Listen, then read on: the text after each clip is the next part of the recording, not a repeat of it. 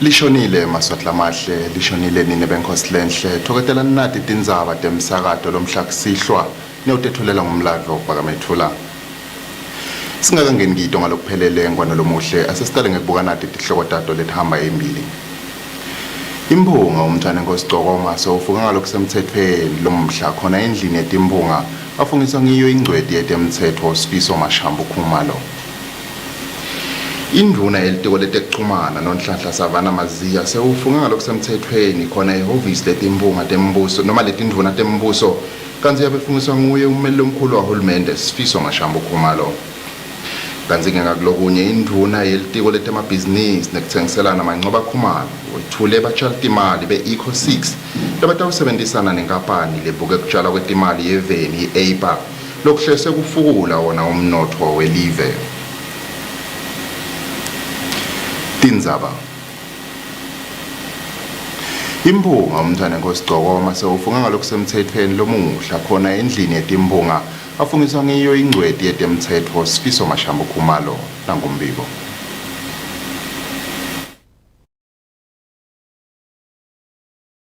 Kanti ngesikhathi kufunga dona timbunga umfana ngosicokoma lo wakhethwa ukuthi abe imbunga abengekho eveni la kangwana yomelela live kulelinye live namuhla bekathi yafunga ngalokusemthethweni afungisa ngiyo ingcweti yetembuso Sifiso Mashambu Khumalo wethembisa ukuthi utawusebenta ngekutikhandla nangekuthembeka. Utazokwendile lokho ngose bese usho nawa emagama lelandzelako emva kwami. Mine Gqokoma Dlamini ngiyafunga ngithi ngitawethembeka futhi ngiyikhothamele inkosi Mswati wesithathu tindlalifatayo kanye nalabayobusa emva kwayo ngekulandzela umthetho inkosi ingiside. Mengameli wetimbunga Lindiwe Dlamini ubese sewemukela yona imbunga waphindze wakhuthaza dona timbunga ukuthi tisebente ngekutikhandla kudele live lichubeke liye ephambili. Umsebenzi lesinawo ke mukhulu kakhulu timbunga lesihloniphekile ndawukhumbula ukuthi imbube emhlaba nayiphesa sibaya yavele yakubeka ngalokusobala ukuthi kubhekeke ukuthi uhulumende endeni nasithi uhulumende ke simsho ngetinhlangothi zakhe totintathu ngako lo msendo setuke emahlombe ethu mokhulumbela timbunga sitawenda njalo ke singivile ukuthi imbube emhlaba ibheke abantu labavele basinkwe sitimbunga nje noma ngabe umnyaka wakho uthini vele sitawusenda ngalongwe timbunga ngicela nje kunibonga kakhulu nga10 to 10 bese nihlela ngekhathi umsebenzi uqala nga10 nine bese nihleli phansi nguye ke lo ngwelo iqala lapho lenzaba timbunga lehloniphekile siqale la sikhathini when it's time to start we are ready and we are hitting the ground running. Mengameli wetimbunga uphindze wachaza kuto timbunga ukuthi kutawuba nemfundza sikolo wato timbunga kude batawucecesheka ngenchubo yeParliament kude atawukhona kude timbunga tikhona kusebenta kahle etindlini. Lobekako kumsakato Channel Yemaswati nginokulunga malaza sendlini yetimbunga kalobamba.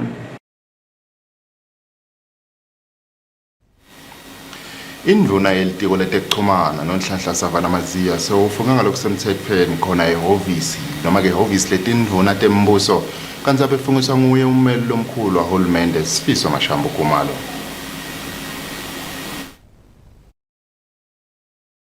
Kanti ke njengoba silo semhlaba sabulala nonhlanhla Savana Maziya ukuthi abe induna yelitiko letekuchumana nebuchwephesha ngathi Tindzaba temsebenzi kufunga kwetimvuna kuyikhandzanga indvuna yeveni namuhla imvuna ivelile emahhovisi yetindvuna tembuso yafunga ngalokusemthethweni yathembisa ukuthi itawusebenta ngekuthembeka nangetikhandla kwemsebenzi yelive. We could not complete the administration of execution of office because Minister ICT was out of the country when we conducted the bomb. Today we shall be administering the oath of execution of office in line with section 73 of the Constitution. May I ask Mr. ICT to step up and come forward so she can take the oath.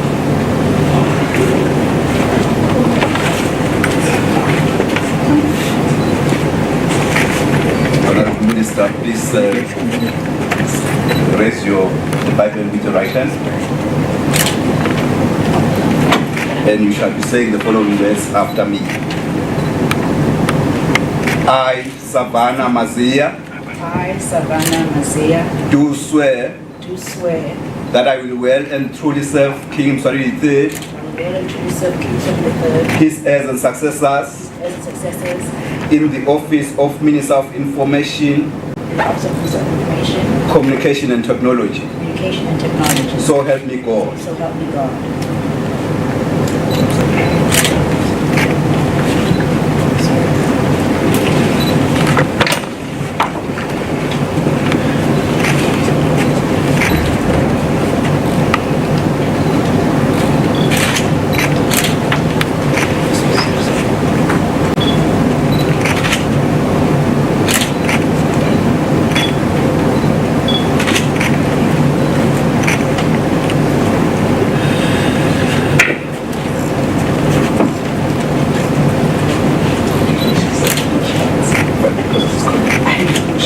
Lobikako kumsakato Channel Yemaswati nginokulunga malaza napho kuhle Dlamini isisetindlini tetendvuna tembuso eMbabane. Indvuna yelitiko letemabhizinisi nekutsengiselana mancoba khumalo wetfule batjali timali be-Eco6 lebatawusebenzisana nenkampani lebuke kutshalwa kwetimali yeveni i-APA lokuhlose kufaka noma kufukula wona umnotho welive nangombiko. Indvuna yelitiko letemabhizinisi nekutsengiselana mancoba khumalo wetfule libandla lelibuke batjali timali i-Eco6 namuhla emhlanganweni bebakatse banawo nebetindzaba. Indvuna ivetile ukuthi leli bandla le-Eco6 itawusebenta nenkampani lebuke kutshalwa kwetimali yeveni i-APA ikakhulu etindzabeni temasiko. Indvuna ibonge wona emakhosi kuvumela lenkampani i-Eco6 kutawusebenta lapha eveni ngoba maningi nalamatfuba latawuvuleka.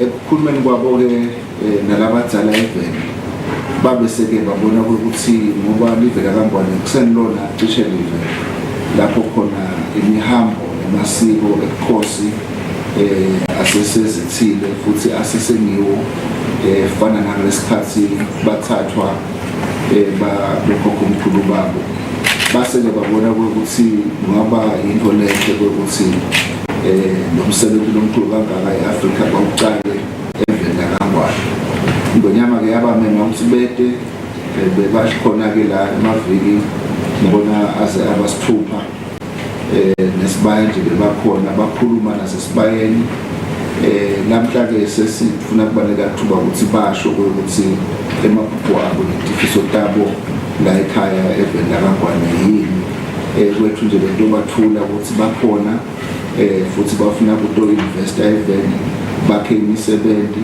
baphinde futhi ba-invest e-Africa yomkhana bakhe imisebenzi e-Africa. Hlalo wale nkampani ye-Eco6 Chief Timothy McPherson ubonge wona emakhosi kubavulela tandla kude batawusebenta lapha eveni waphindza watvumisela live la kangwane ngekugcina emasiko. The diaspora appreciates that Eswatini has an extremely high literacy and experience ratio within the African framework, which allows us to participate with the people of Eswatini in almost every sector. And speaking arbitrarily, I think it is no secret about the current levels of unemployment. And so I believe that as we begin a transformative process of integration and cooperation, not only should there be an abundant opportunity for the people of the Kingdom of Eswatini, but also for the diaspora as we generate synergies amongst ourselves. We would look to heat up the economy with full employment. Lobika kumsakato Channel Yemaswati nginokulunga malaza napho kuhle Dlamini sisembabane.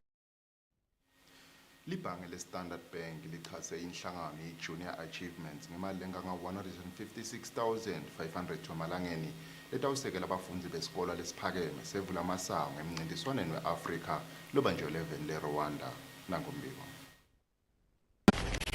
Kulandzela ukuthi isikolo lesiphakeme sasevula masango sihambe embili kumncintiswano wetikolo eveni lobohlanganiswa i-Junior Achievements. Namuhla libhange lelikhulu lase-Standard Bank selichase i-Junior Achievements ngemali lenganga 156,000 emalangeni letawusita bona kumncintiswano we-Africa Competition letobe ubanjelwe eveni laseRwanda emavikini lamabili latako. Umnumzane Mlamuli Hlatshwayo longumphathi wetemabhizinisi ebhange lase-Standard Bank uthi batimisele ngekuchubeka kusekela bamfula abasha eveni kubacijisa nabo bakhone kuchubeka bavukulule umnotfo welive. I-commitment yethu yekuqhuba umsebenzi wethu wekuensure ukuthi bamfula abasha bachubeka baba business savvy, particularly because the program lesi-sponsorisha yaka Junior Achievement really starts at the grassroots level.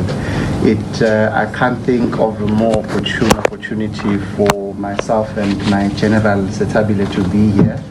These are the people that who are looking to nurture, to grow, not only end here with the sponsorship, but bakule babenale entrepreneurial acumen stakhona usichubeke siba support sibasekele selibhange sibanike funding nabo baqhubeke bavukulule umnotfo welive. Ngalawo magama ke it gives me immense pleasure to announce and hand over an amount of 156,500 emalangeni that will go towards supporting the junior achiever programs and specifically to fund the national expo winners that are to travel to Rwanda and represent in the Junior Achievement Company of the Year competition. Sabelo Dlamini we-Junior Achievements uthi le mali tawusita kakhulu ngekubhadala tindleko basaya eveni laseRwanda futhi tawusita abafunzi bakhulise leli bhizinisi labo labasayicala ngemali lenganga 10,000 emalangeni. Just in the next 2 weeks we will be again traveling with Vulamasango High School to Rwanda for the Africa competition. The funds will help us to pay the flight tickets, meals and accommodation. They will also help the students to grow their businesses with a seed capital of 10,000. Lobika ke Tindzabeni temsakato we-Channel Yemaswati uNeliswa ngisembabane.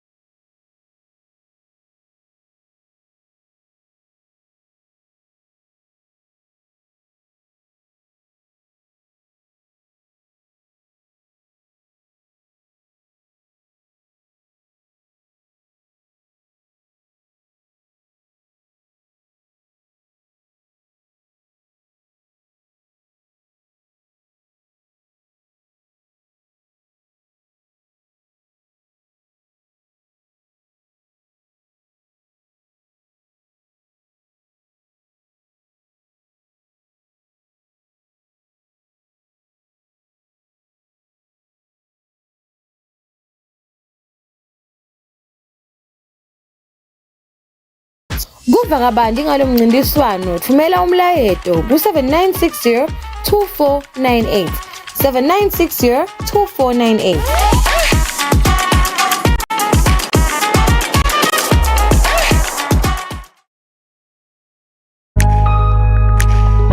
Learn how to retrieve your key change tokens via self-service. Dial star 888 hash and then press call. Self-service menu will appear and then press 2. The token assistance menu will appear. Reply with the number that matches your meter number. If your meter number is not on the list, add it by replying 8, then new meter, and then enter your meter number. Confirm your meter number by replying or pressing on 1. Your 2 key change tokens will appear. Enter both tokens onto your meter, starting with token 1, and then proceed with token 2. Once you're done, you can exit the self-service. If you have any questions, dial the following numbers on screen.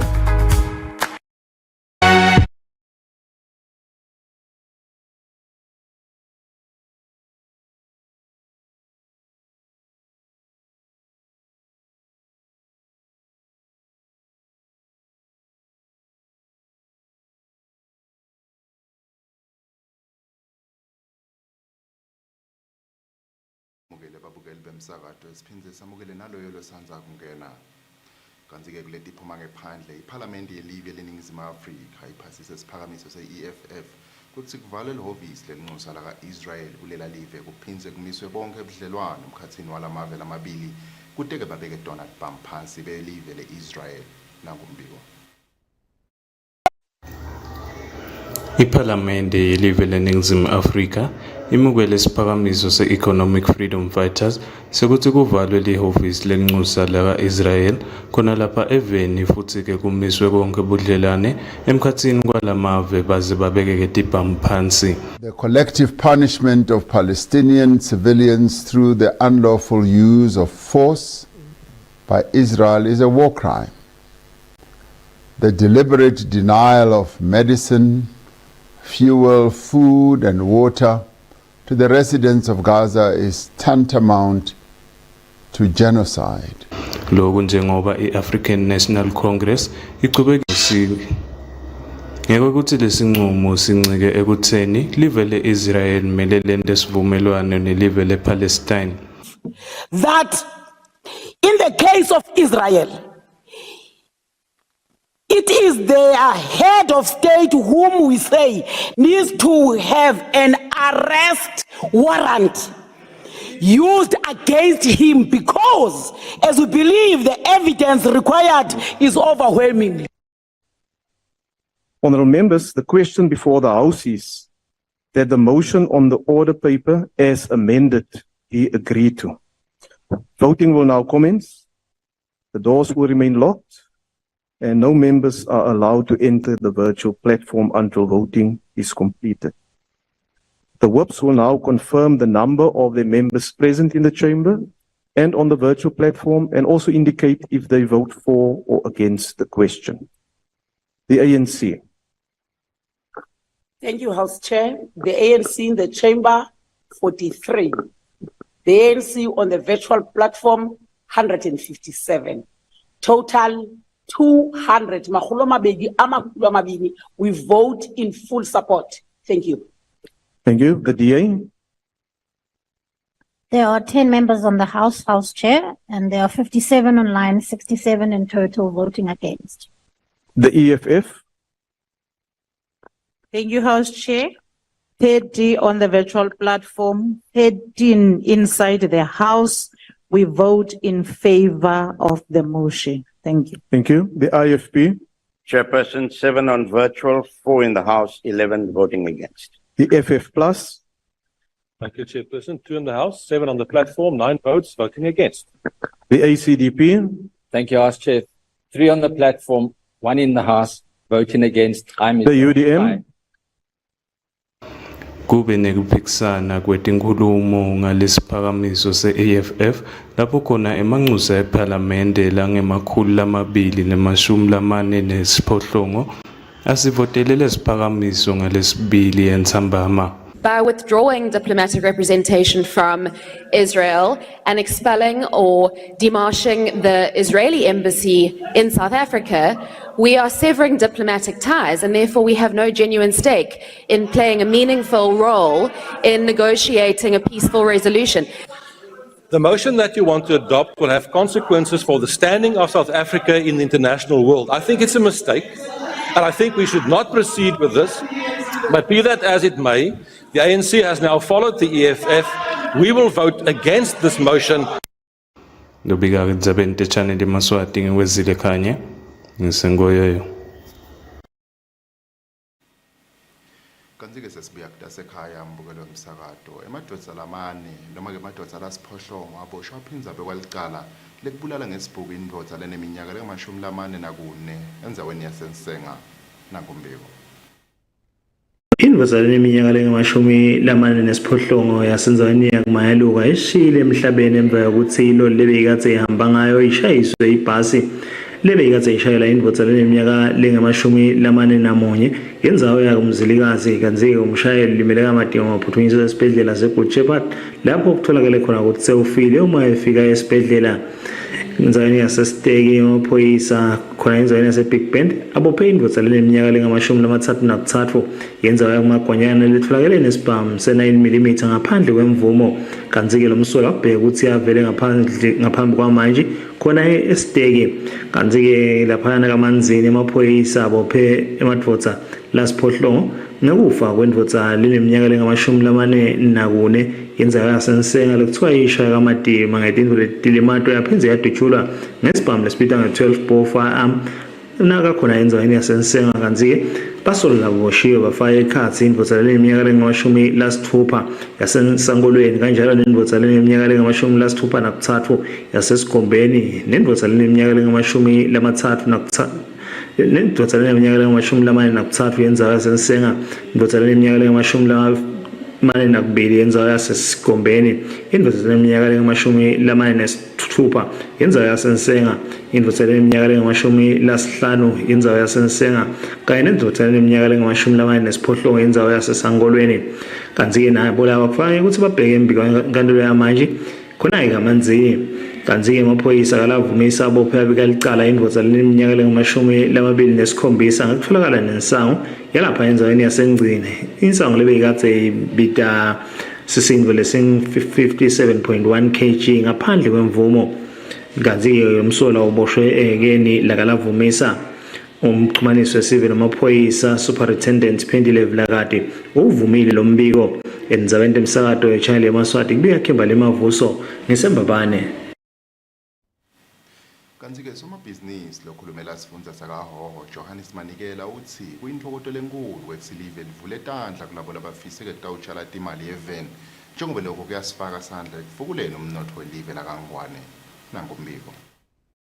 Siyathi-ke bekunene ukuthi bogogo nabomkhulu lebakuhola kokuncane futhi baphinde badiphilise ngayo lento leya yokudayisa etimakethe sibese siyabuya-ke sibeke lamabhizinisi lawa lasemkhathini lamanye awo ngilaba la-supply uhulumende tinkinga tabadinengi kakhulu lesikhathi bahlete ekhaya wakhanya ukuthi i-capital yabo yadisturbeka kakhulu ngoba bona ukhanya basebenza kakhulu lo hlangothi lwabo order financing kusho ukuthi bonke labo bantu labo bayayidzinga i-capital ukuze bakhone kusukuma beme kahle diningi letinkinga letikhona even laba bemagrosa lebende bomaspaza shop i-capital yadisturbeka ngale covid asikukhulume lokho ukuthi vele yonke ibhizinisi iyacela sekumele ukuthi kenyalo njengoba bantu bakhulumile sibayeni sinoma-ke uhulumende welive naleto dinini sizame kubuka yonke le mikhono yala mabhizinisi kube khona le finance lengazama ukuthi ibasitela abantu batosukuma beme kahle baqashe abantu babe baningi ngoba ukhasi lomunye uqashe abantu ngababili lomunye uqashe abantu ngabathathu lomunye uqashe abantu nga6 lokho kucreate imisebenzi lokho inkinga lenkulu nyalo kude kahle le capital siyakhuthata ukuthi tonke letinhlangano letivelako ngaba tonke leto khanya silabanye banema ngoba iqiniso lama order uhulumende vele la tinkampani leti lebe disfinance athi safuni tisihulumende akabhadali so sekumele yonke lento leyo i-addresswa ne-finance ibe involved la kuthi lento ingaphindze kule lothi nasemsupply la ngabhadali ngoba sekusonile nale mabhanki because kuyadzinga vele sisukume sibambisane silive ukuthi siyanjani embili.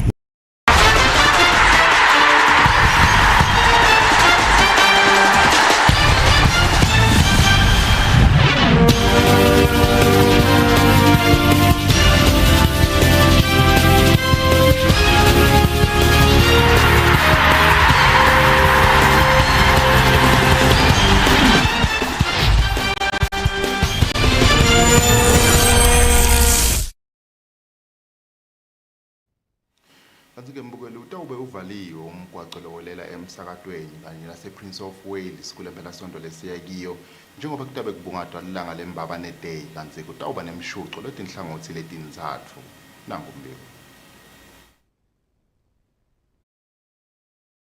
Njengoba le mpelasonto lesiya kiyo itabeng lebalekile kakhulu edolobheni laseMbabane, umgwaqo lohambela ngasemsakatweni nase-Prince of Wales tobe uvaliwe kwentela labatabe bayingcenye yemicimbi yembabane day kanje ne-half marathon kuthi bakhone kupaka kahle timotolo tabo. Umnumzane Lucky Thabetse noChumunesa Sivi namasipala wedolobha laseMbabane uvetile ukuthi lo mcimbi utawucala ngensimbi yesithupha ekseni. Singumasipala timisele ngekuthi wonke umuntu ohlala edolobheni kube ngumuntu lo healthy kube ngumuntu lo active because lokho kusilidela ukuthi nathi sibe ne-economy lengathi ikhuthele because bonke abantu bethu ba active bakhona kusebenza kude D4 so that's why sinalama programs la kanjena tinombolo tikhulile. This is not a new initiative for council. Tinyukile saqala kubo 400 years ago so nyalo siku 1200 webantu laba registered ukuthi batogijima on this particular day and angisho lokuthi cha tinombolo solo tsanyuka khona ngoba late registration kunefile encane loyibhadalako but asikayivali ngci ukuthi kumbe sekuvaliwe and lokhu specialist kungetile ukuthi ibe khona icategory yemasenior abantu labadzala about 60 labafuna nabo ku participate because khona labatawufuna kutowina but ukhona umuntu lofuna nje just to be part of such an initiative so nakhona sikabavaleli. Then thirdly we've also added a category yalaba phila ne disability so nabo vele siya encourage inhlangano letsebenza nabo ukuthi no ababa chube vele baba encourage ukuthi cha naleli thuba leparticipate ungakhona ukuparticipate nge-wheelchair yakho kanjalo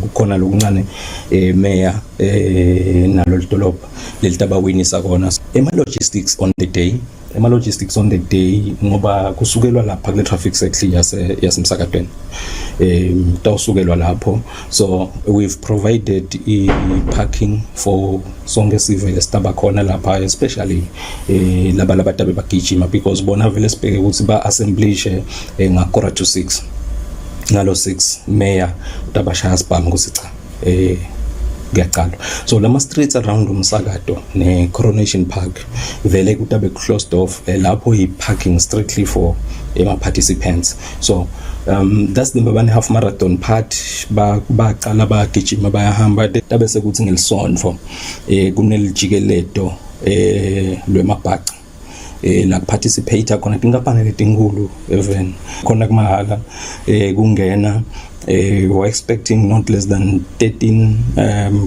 companies letawuthumela ema-team.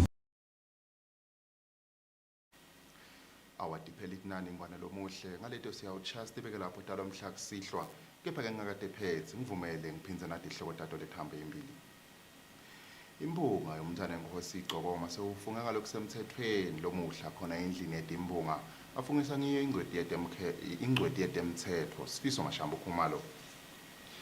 Indruna yelitiko letekuchumana nonhlahla savana maziya sewufunga ngalokhu semthethweni khona ehhovisi noma ke emahhovisini etindvuna tembuso kanti-ke abefungiswa nguyummeli lomkhulu ahulumende Sifiso Mashambo Khumalo. Indruna yelitiko letemabhizinisi nekuthengiselana Mancoba Khumalo wethule batshali timali be-Eco6 labatawusebenzisana nenkampani lebuke kutshalwa kwetimali yeveni i-APA lokuhlose kufula wona umnotho welive lakangwane. Nguleto mbukelo wemsakato lebese niphathele tona lomhla kusihlwa losanivalelisa ngomlando kaMethula ahambisana nelithimba lebetindzaba busuku bube buhle nisale kahle.